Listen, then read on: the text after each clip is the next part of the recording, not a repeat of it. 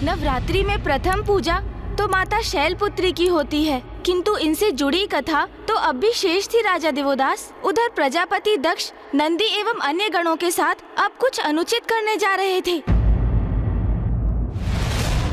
जाओ, मैं तुम सभी को श्राप देता हूँ। तुम सभी वेद से बहिष्कृत रहोगे, वेद के मार्ग से भ्रष्ट और ऋषि मुनियों द्वारा त्यागे जाओगे। तुम सभी हड्डियों का आभूषण धारण कर मदिरा पान में व्यस्त रहो। ये सभी गणों को मेरा श्राप।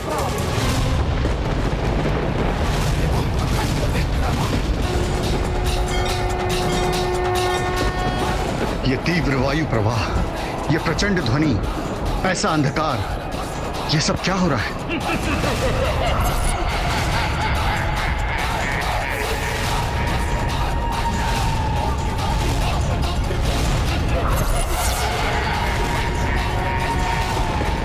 दुष्ट दक्ष प्रजापति, आपने आज सिद्ध कर दिया कि आपको शिव तत्व का लेश मात्र भी ज्ञान नहीं है। प्रजापति दक्ष, मैं आपको श्राप देता हूँ कि आपके इसी अहंकार के कारण एक दिवस ऐसा भी होगा कि आपके शरीर पर आपका शीश नहीं, अज का शीश होगा, अज का शीश होगा, अज का शीश होगा, अज का शीश होगा, अज का शीश होगा। जो धर्म का पालन ही नहीं करते, वो श्राप दे भी तो क्या है, उसका श्राप फलित ही नहीं होगा। प्रजापति दक्ष, आप अपने अहंकार की सभी सीमाएं लांघ चुके हैं और अब इसका परिणाम भुगतने के लिए तत्पर हो जाइए।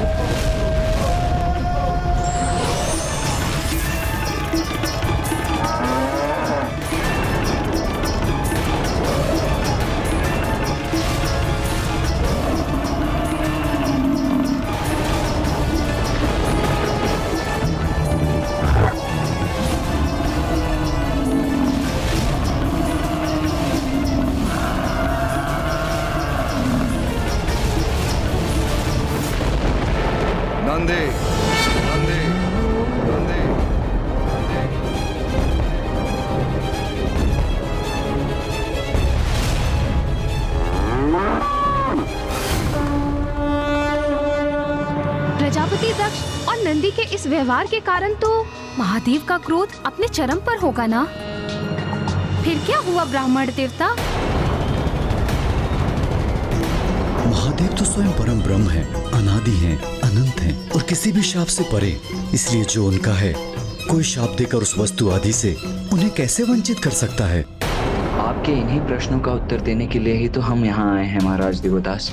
सत्य तो ये है कि आपको पिताश्री की महिमा और उनके विषय में सब कुछ ज्ञात होते हुए भी आपने उन्हें उनकी काशी और हमारी माता से दूर कर दिया।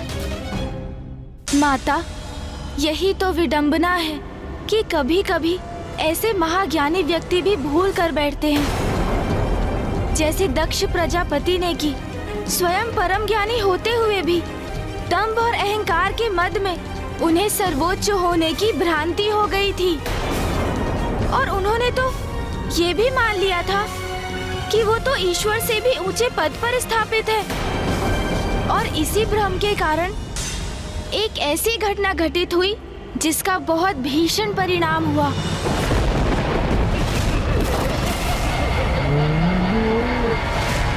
शांत हो जाओ सभी।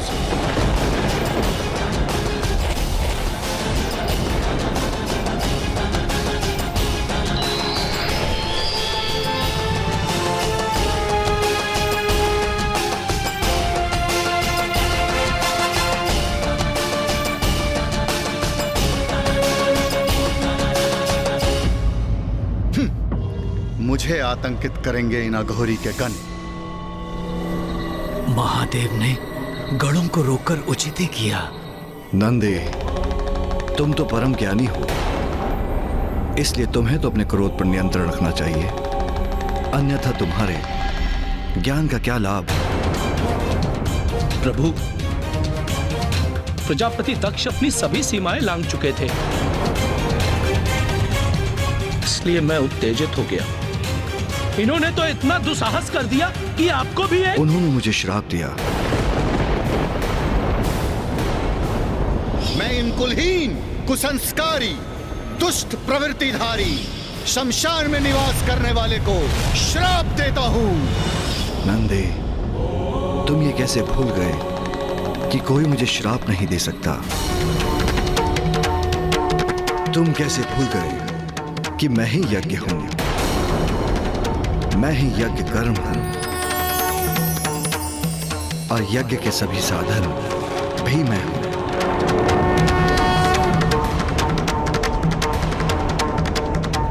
यज्ञ की आत्मा भी मैं हूं, यज्ञ प्राण यजमान भी मैं हूं।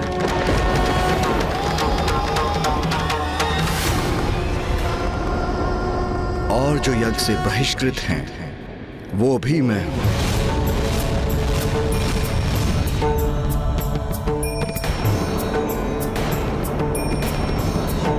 फिर ये कौन? तुम कौन? वास्तव में मैं ही सब हूं। अच्छा, तो इतना अभिमान है इन्हें। मेरे श्राप को व्यर्थ बताकर अपनी महिमा का बखान कर रहे हैं ये वनवासी। महादेव, उससे बहुत बड़ी भूल हो गई। मुझे क्षमा कर दीजिए प्रभु। वृषभ के सिंह भी घातक होते हैं। अघोरी और उसका गण विचित्र स्वांग रच रहे हैं यहाँ। भूल का आभास व्यक्ति के हृदय को निर्मल कर देता है, और फिर भूल कैसी भी हो, व्यक्ति क्षमा योग्य हो जाता है। चलो नंदे।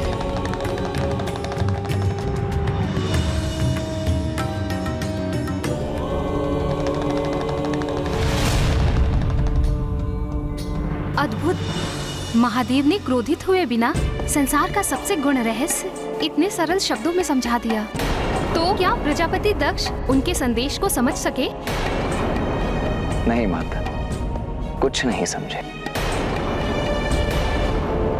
क्योंकि प्रजापति दक्ष तो अहंकार में इतने डूबे थे कि वो तो महादेव के समझाने के बाद भी नहीं समझ सके कि महादेव तो परम ब्रह्म है। वो तो मात्र उन्हें अपना जामाता मान बैठे थे, जिनसे वो अत्यंत क्रोधित थे, और अपने शाप को सत्य में परिवर्तित करने हेतु उन्होंने एक महायज्ञ का आयोजन किया, जिसमें समस्त देवता, ब्रह्मदेव और नारायण आमंत्रित थे। किंतु उन्होंने अपनी पुत्री देवी सती और उनके पति देव महादेव को निमंत्रण नहीं भेजा।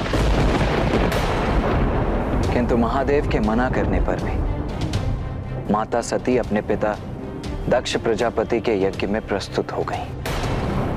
और वहां जाकर उन्होंने देखा कि वहां महादेव के लिए तो कोई स्थान ही नहीं था। और जब उन्होंने अपने पिता से इस पर प्रश्न किया,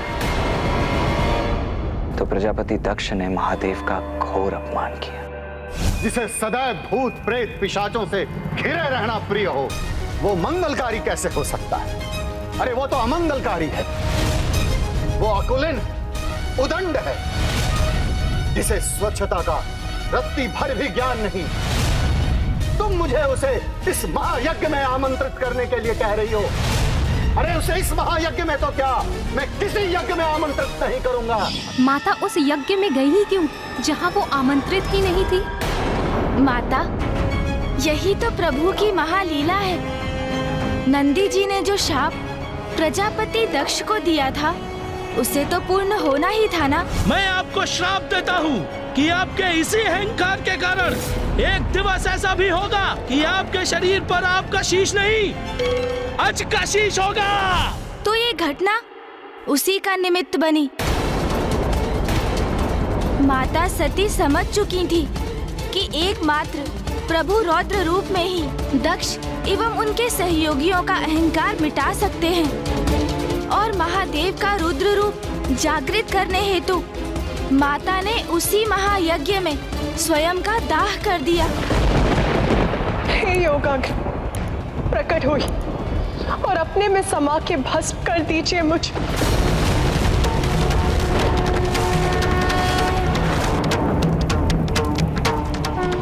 जब महादेव को ज्ञात हुआ कि माता सती ने स्वयं का दाह कर दिया है, तो क्रोध में आकर उन्होंने अपना रौद्र रूप वीरभद्र जी को अपनी जटाओं से प्रकट किया और माता भद्रकाली का आवाहन कर उन्हें दक्ष के विनाश का आदेश दिया।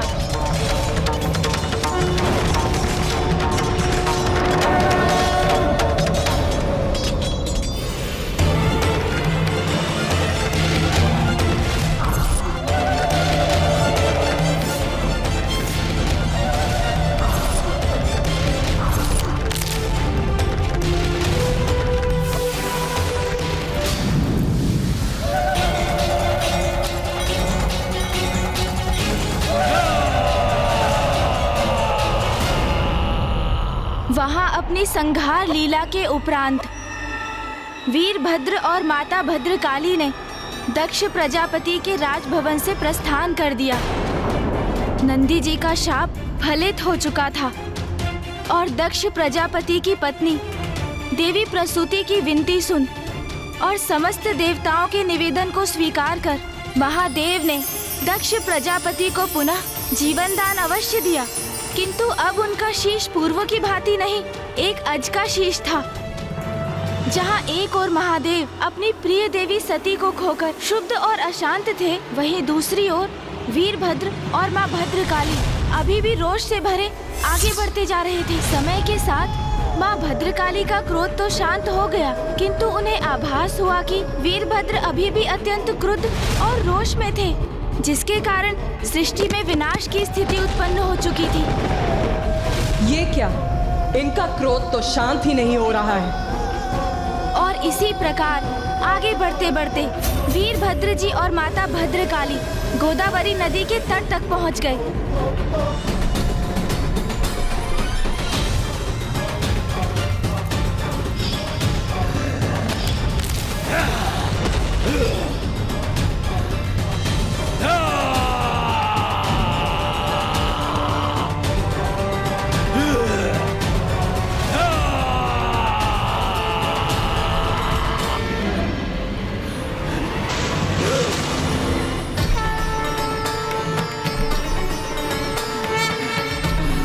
देवी सती के देहावसान के पश्चात महादेव से उनके विलग होने के कारण ही वीरभद्र जी अत्यंत शांत और कुपित हो उठे थे और रोष से भरकर उनका अशांत मन सृष्टि में चारों ओर प्रलय मचा रहा था। अब अवश्य शांत होंगे प्रभु।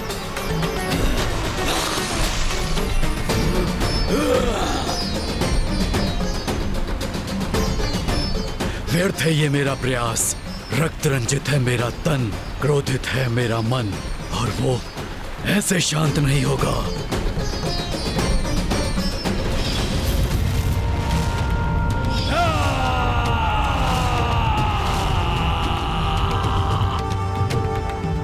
एक ओर गोदावरी नदी के तट पर वीरभद्र जी का क्रोध ज्वालामुखी के समान फटने ही जा रहा था और दूसरी ओर दक्ष प्रजापति के राजभवन में महादेव देवी सती के पार्थिव शरीर को अपनी भुजाओं में भर स्वयं पर नियंत्रण खो बैठे थे।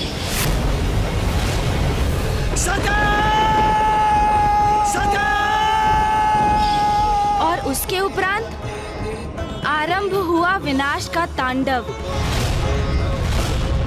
एक और वीरभद्र जी का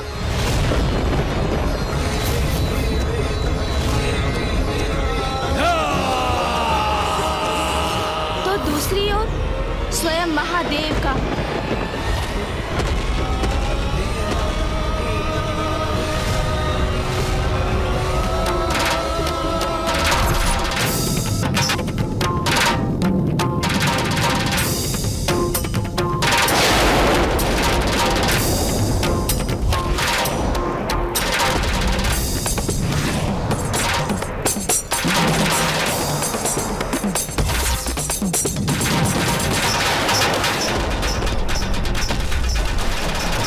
वीरभद्र जी और महादेव के तांडव से सृष्टि में सर्वनाश की स्थिति उत्पन्न हो गई थी और माता भद्रकाली को ज्ञात था कि वीरभद्र जी का तांडव रोकने के लिए उन्हें ही कुछ करना होगा। तब माता भद्रकाली ने वीरभद्र जी को शांत करने का निश्चय किया।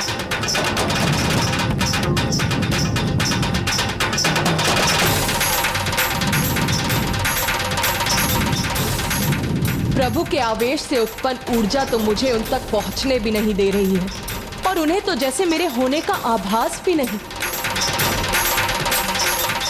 किंतु मुझे उन्हें शांत करना ही होगा, उन तक पहुंचना ही होगा मुझे।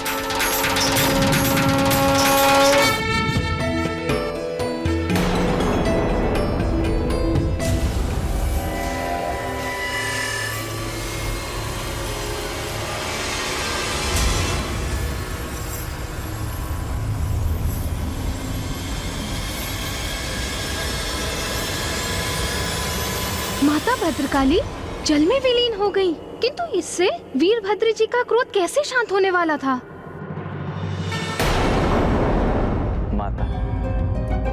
माता भद्रकाली जब पुनः जल से बाहर आई तो वो अपने मूल रूप से भिन्न रूप में थी।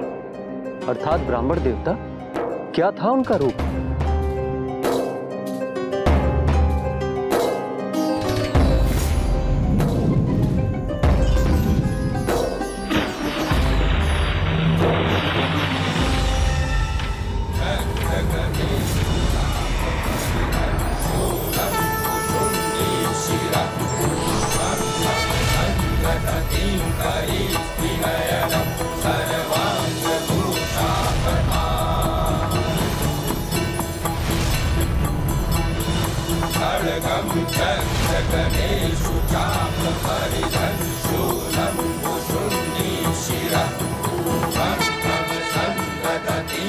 आपने यहाँ आकर अपने सौम्य सौंदर्य रूप से मुझे अवसाद और आवेश से मुक्त किया। मैं आपका साथ पा सकूं, ये मेरी इच्छा है। कहिए देवी, क्या आप मुझसे विवाह करना स्वीकार करेंगी?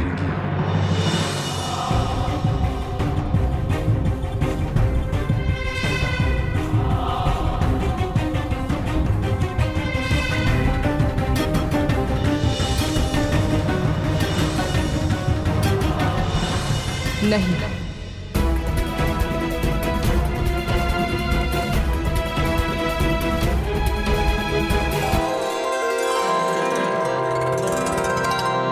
स्वामी, पाणी ग्रहण संस्कार के पूर्व आपको मेरा स्पर्श करने की अनुमति नहीं। अर्थात माता वीरभद्र जी से विवाह के लिए तैयार हो गईं।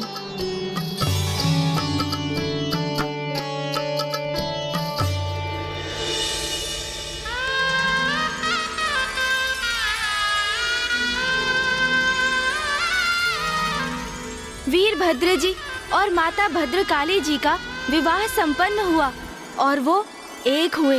इस प्रकार माँ भद्रकाली ने क्रोधित एवं शुद्ध वीरभद्र जी का क्रोध पूर्णतः शांत कर दिया। और महादेव को कौन शांत करने वाला था? और उनका तांडव कौन रोकने वाला था? महादेव के रोष का तांडव तो तभी रुक सकता था जब माता सती का शरीर उनसे विलग होता। इसीलिए देवताओं ने श्री हरि नारायण से प्रार्थना की कि वो इस स्थिति में हस्तक्षेप कर उसे संभाले। श्री हरि नारायण के सुदर्शन चक्र ने माता सती के पार्थिव देह को 51 भागों में विभक्त कर महादेव से पृथक कर दिया और फिर माता सती के देह के अंश जहाँ जहाँ पृथ्वी पर गिरे वहाँ वहाँ शक्तिपीठ स्थापित हुए। एक और माता भद्रकाली से वीरभद्र जी का विवाह उनके शांत होने का कारण बना, तो वहीं दूसरी ओर देवी सती का संसार से लोभ उनके सौम्य रूप से रौद्र रूप में परिवर्तन का कारण बना।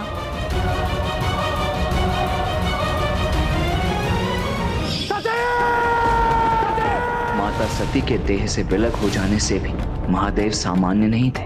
वो तो संसार से विरक्त होकर गहन समाधि में प्रवेश कर चुके थे, जो सृष्टि के हित में नहीं था। क्योंकि संसार के हित के लिए महादेव और माता आदि शक्ति का एक साथ रहना तो अनिवार्य है, तभी सृष्टि का संतुलन स्थापित रहता है। महादेव और माता शक्ति विलग होते हैं तो संसार का ह्रास होने लगता है। महादेव और माता आदि शक्ति यदि विलग होते हैं तो पाप और बुराई अपने पैर पसारने लगते हैं।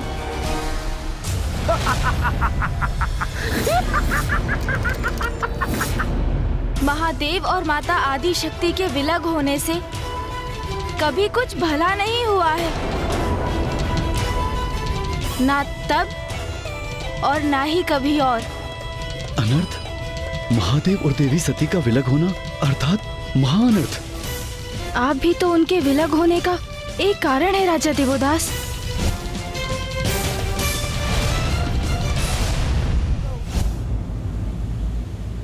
माता सती के विलग होने के पश्चात महादेव तो समाधि में चले गए थे, किंतु सती माता तो थी नहीं।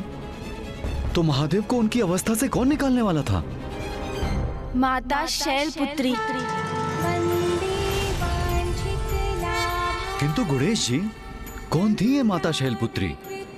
माता शैलपुत्री और कोई नहीं, वो तो स्वयं माँ आदि शक्ति थी, जिन्होंने माता पार्वती अर्थात माता शैलपुत्री के रूप में जन्म लिया। गुणेश जी, माता आदिशक्ति माँ शैलपुत्री का रूप धारण करके कब और कैसे प्रकट हुई, और उनके प्रकट होने के संतराल में क्या क्या हुआ? माता शैलपुत्री का आविर्भाव कैसे हुआ ये तो मैं आपको विस्तार से बताऊंगा ही महाराज, किंतु संसार में उनके प्रकट होने के पूर्व वही हुआ जो महादेव और माँ आदि शक्ति के एक दूसरे से पृथक रहने पर होता है। सृष्टि पर गंभीर संकट छाना आरंभ हो गया था। संकट? क्या रूप धर के आया ये संकट गुणेश जी? वो संकट था अत्यंत भयंकर असुर वज्रंग।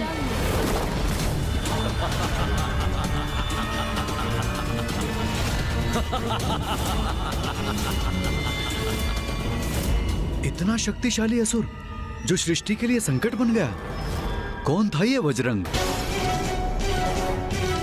असुर वज्रंग और कोई नहीं, देवताओं का ही भ्राता था, और जिसके हृदय में देवताओं के प्रति शत्रु भाव था। वो शत्रु भाव जो उसने अपनी माता से प्राप्त किया था। ऋषि कश्यप की दो प्रमुख पत्नियां थी, माता दिति और माता अदिति। माता अदिति अद्वैतवाद में विश्वास रखती थी, अर्थात वो ईश्वर और स्वयं के अस्तित्व में भेद न मानकर स्वयं को ईश्वर का ही भाग मानती थी, और ईश्वर में अटूट विश्वास रखती थी, जिसके फल स्वरूप उन्हें सदाचारी देवता पुत्र रूप में प्राप्त हुए, अर्थात इंद्रदेव, सूर्यदेव, वायुदेव, वरुण देव और अग्निदेव। ऋषि कश्यप की द्वितीय मुख्य पत्नी माता दिति माता अदिति के विपरीत थी। द्वैत भाव में विश्वास रखती थी वो, अर्थात उनके अनुसार तो उनका अस्तित्व तो ईश्वर से भी परे था, और इसी कारण सांसारिक सुखों के प्रति उनकी प्रबल आसक्ति थी, और इसीलिए उन्होंने धर्म की सत्ता को अस्वीकार करने वाले दुराचारी असुरों को जन्म दिया। उन्हीं की आसुरी संतानों में से एक था महाशक्तिशाली असुर वज्रंग।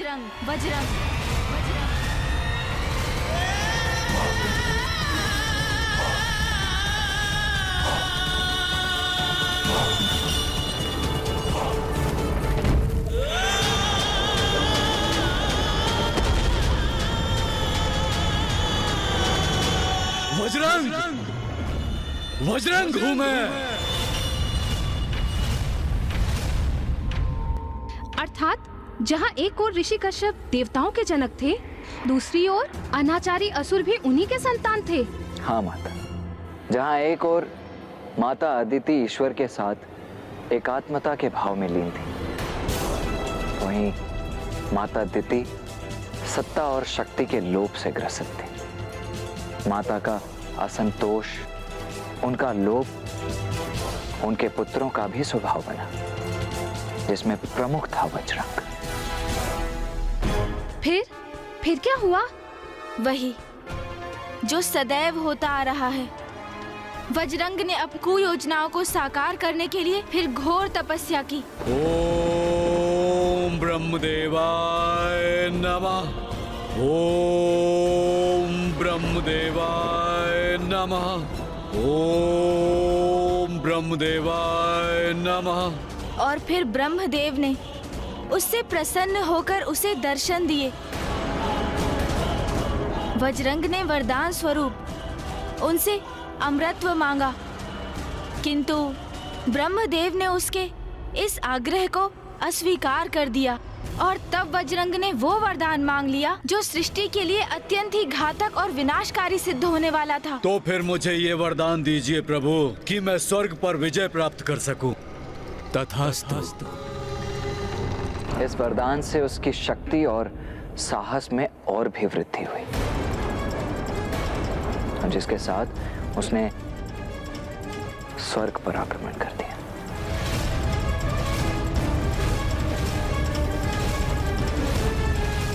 तुम अपनी शक्ति का दुरुपयोग कर रहे हो वज्रंग, किंतु मुझे ज्ञात नहीं तुम ऐसा क्यों कर रहे हो। तुम माता अदिति के पुत्र हो, हम एक ही पिता की संतान हैं। फिर तुम ये कैसे भूल सकते हो कि हम भ्राता हैं? और अब मैं अपने भ्राता से उसका स्वर्ग छीन रहा हूँ। आज से ये स्वर्ग मेरा हुआ। आज से तुम सभी देवता कारावास में मेरे बंदी बनकर रहोगे।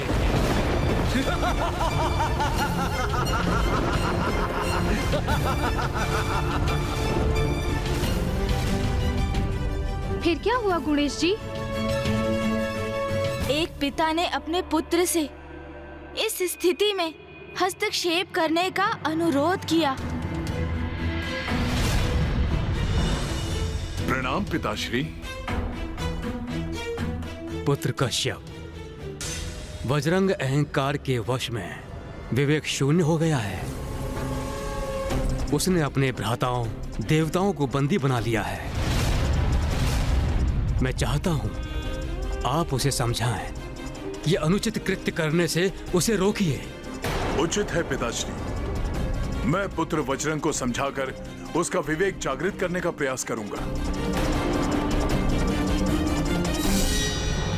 तो क्या अपने पिता ऋषि कश्यप के समझाने पर वज्रंग उचित अनुचित का भेद समझ सका?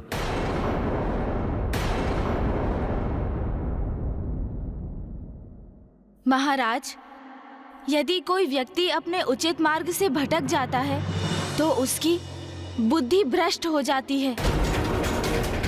फिर वो अपने शुभ चिंतकों को भी अपना शत्रु मान लेता है और उचित सुझाव को भी स्वीकार नहीं करता। ऐसी अवस्था में उसके माता पिता ही उसे सन्मार्ग पर लाने का अंतिम उपाय बनते हैं।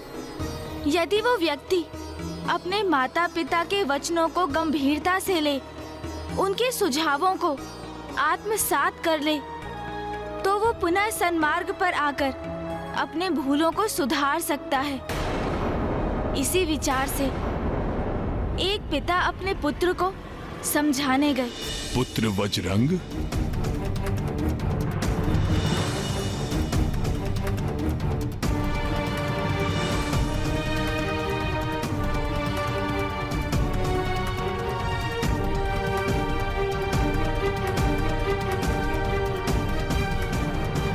प्रणाम पिताश्री। मेरे नवीन निवास स्वर्ग में आपका स्वागत है। और माताश्री क्यों नहीं आई? वो अपने पुत्र को इंद्र के सिंहासन पर स्थित देख अति आनंदित होती हैं। तुमने सर्वथा उचित ही कहा पुत्र। उचित कहा कि जिस सिंहासन पर तुम अपना अधिकार जता रहे हो वो वास्तव में इंद्रदेव का आसन है। नहीं नहीं पिताश्री, मेरा अर्थ था कि अब ये इंद्रदेव का सिंहासन नहीं है। इस पर केवल मेरा अधिकार है। मैंने इस पर विजय प्राप्त कर इस पर अपना अधिकार स्थापित किया है। अच्छा, ये तुमने कैसे किया पुत्र? और कैसे पिताश्री? मैंने इस स्वर्गलोक पर आक्रमण किया और सभी देवताओं को उनके स्थान से हटाकर स्वयं उनकी जगह पर स्थान ग्रहण किया। अर्थात तुमने बल का दुरुपयोग कर देवताओं से उनका स्वर्ग और इंद्रदेव से उनका सिंहासन छीन लिया। मैं तुम्हारा और इंद्रदेव दोनों का पिता हूं। मैंने तुम दोनों भ्राताओं में कोई भेद नहीं किया। आज तुमने अपने अनुचित कृत्य के द्वारा मुझे ऐसा करने पर विवश कर दिया। पुत्र, स्वर्ग देवताओं का है, तुम्हारा नहीं।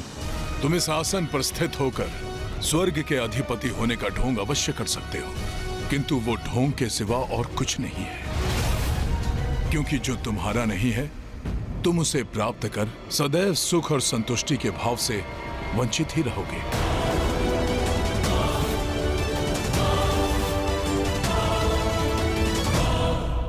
तुम देवी दीदी के पुत्र हो, जो कि अत्यंत महत्वाकांक्षी हैं। उन्हें सत्ता प्राप्त करने की प्रबल इच्छा है, किंतु तुम मेरे भी पुत्र हो और मुझे पूर्ण विश्वास है कि तुम्हें जीवन के किसी पड़ाव पर यह ग्लानि अवश्य सताएगी कि तुमने ये सब बलपूर्वक प्राप्त किया जो तुम्हारा था ही नहीं। तुम अधिकारी नहीं थे। अपने भ्राताओं का अधिकार छीनकर उन्हें कारावास में डालने की इस घटना के लिए तुम स्वयं को अवश्य धिक्कारोगे। उस कर्म का कोई औचित्य नहीं है जिसके लिए भविष्य में प्रायश्चित करने के लिए विवश होना पड़े। पिता हूं तुम्हारा, तुम्हें उचित और अनुचित का भेद कराना मेरा कर्तव्य है, किंतु आगे तुम्हें क्या करना है इसका निर्णय तो तुम्हें ही लेना है पुत्र बजरंग।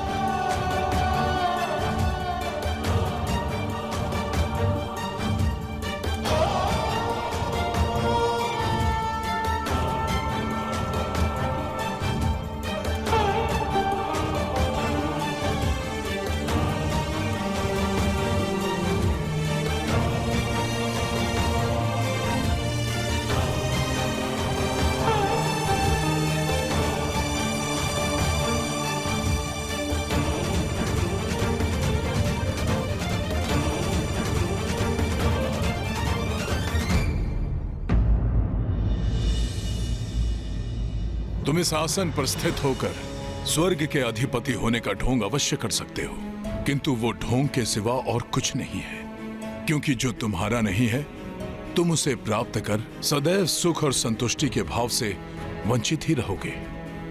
क्या हुआ महाराज, जो आप इतने गहन विचार में डूब गए?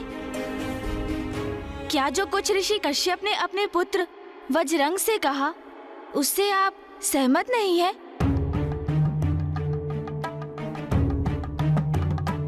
जिस पर व्यक्ति का अधिकार नहीं है तो उसे प्राप्त करना तो अनुचित ही है ना? अवश्य ब्राह्मण देवता, वो तो सर्वथा अनुचित ही है। किसी और का सिंहासन प्राप्त कर उस पर स्थित होकर स्वयं को राजा घोषित करना अंततः ढोंग ही है। ऋषिवर ने वज्रंग से जो भी कहा वो सर्वथा उचित था।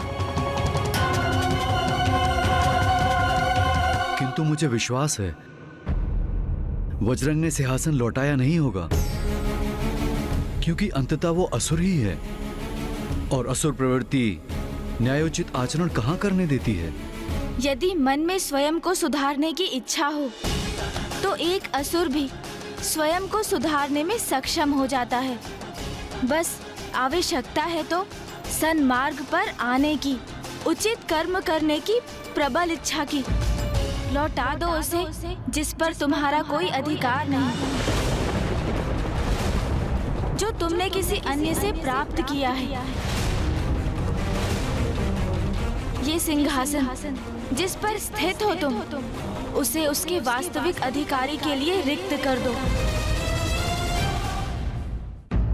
ये मुझे इंगित करके आप क्या कह रहे हैं गुणेश जी? महाराज, ये वचन तो ऋषि कश्यप के थे अपने पुत्र के लिए। उसकी सद्बुद्धि जागृत करने हेतु ऐसा कहा था उन्होंने।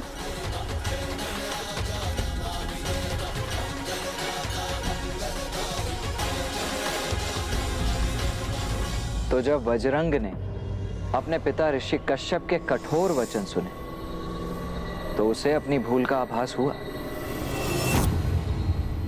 आइए भ्राताश्री, अपना उचित स्थान ग्रहण कीजिए।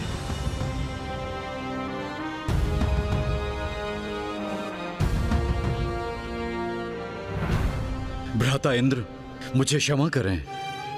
अपने सिंहासन पर विराजमान होकर अपना कार्यभार पुनः संभालें। मैंने पिताश्री के वचन सुने और मुझे ज्ञात हो गया, जिस सुख को मैंने बल से प्राप्त करने का प्रयास किया वो स्थायी नहीं। स्थायी सुख तो मात्र ईश्वर के जुड़ाव से ही प्राप्त हो सकता है। उसी प्रकार जिस प्रकार माता अदिति ने आपको ईश्वर भक्ति करने का मार्ग दिखाया,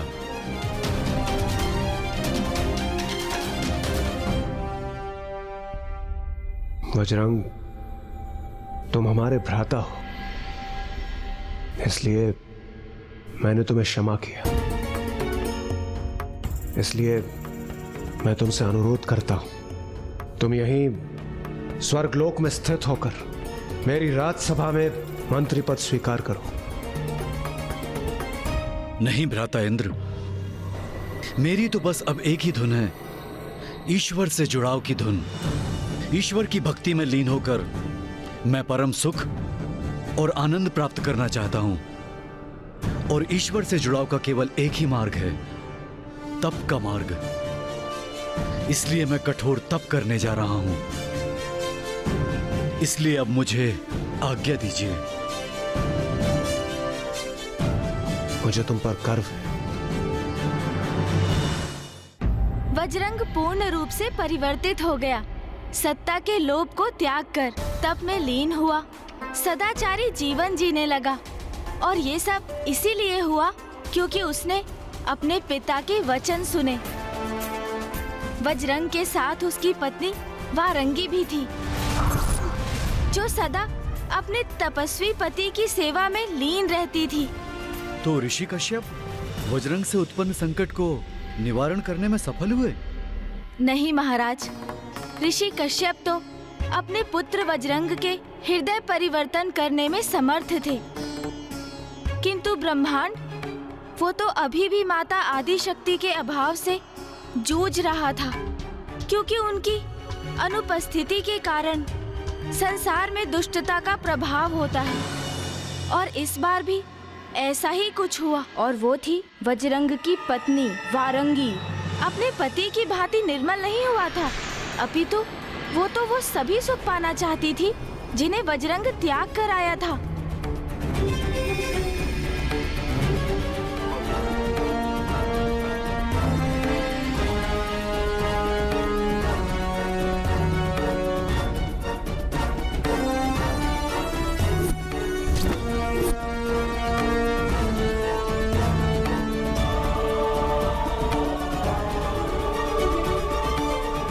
देवी वारंगी,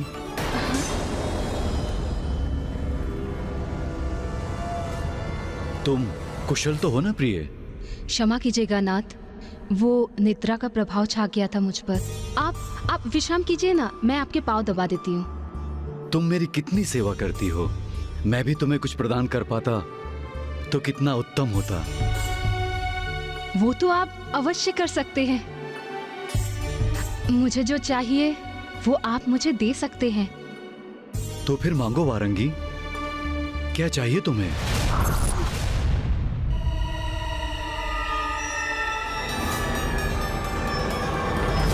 सर्वप्रथम आप मुझे एक वचन दीजिए कि मैं जो भी मांगूंगी वो आप मुझे अवश्य देंगे। मैं तुम्हें वचन देता हूं।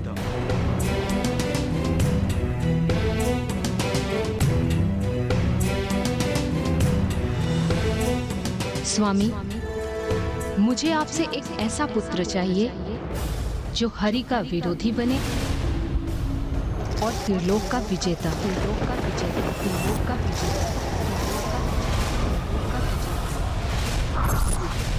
वारंगी, तुम्हारे अंतर में अभी तक देवताओं के प्रति द्वेष विद्यमान है। और वो तो सदा रहेगा। आप मुझे वचन दे चुके हैं स्वामी, और अब आपको मुझे ऐसा प्रतापी पुत्र प्रदान करना ही होगा।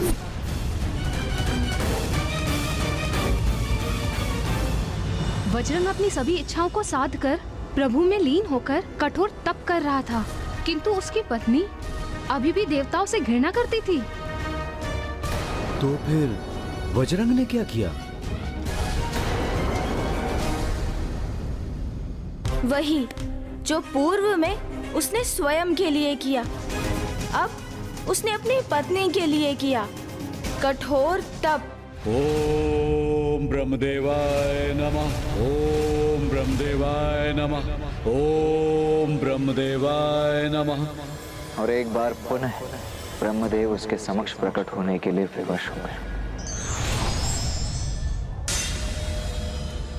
मुझे खेद है ब्रह्मदेव कि अब जो मैं आपसे वरदान मांगने जा रहा हूँ उससे आपको चिंतित अवश्य होंगे, किंतु मुझे यही वरदान चाहिए। मुझे एक ऐसा पुत्र चाहिए जो त्रिलोक विजेता भी हो और हरिद्वेषी भी। पुत्र वज्रंग, ये क्या मांग रहे हैं? ऐसा पुत्र तो संसार के लिए संकट बन जाएगा, सभी को अपार कष्ट देगा। तुम्हें ज्ञात है कि मैं तुम्हें वरदान देने के लिए विवश हूं। मेरी विवशता का अनुचित लाभ मत उठाओ पुत्र। विवश तो मैं भी हूं ब्रह्मदेव, अपनी पत्नी को दिए वचन के कारण। इसलिए आपको तो मुझे यही वरदान देना होगा। तथास्तु। धन्यवाद ब्रह्मदेव। किंतु ब्रह्मदेव के इस वरदान के फल स्वरूप ही सृष्टि पर एक भीषण संकट उत्पन्न होने जा रहा था। इसीलिए अब और भी अधिक महत्वपूर्ण हो गया था माता शैलपुत्री का आविर्भाव, क्योंकि माँ शैलपुत्री की अनुपस्थिति में सृष्टि में सदा ही असंतुलन रहा है, पूर्व में भी और अब भी।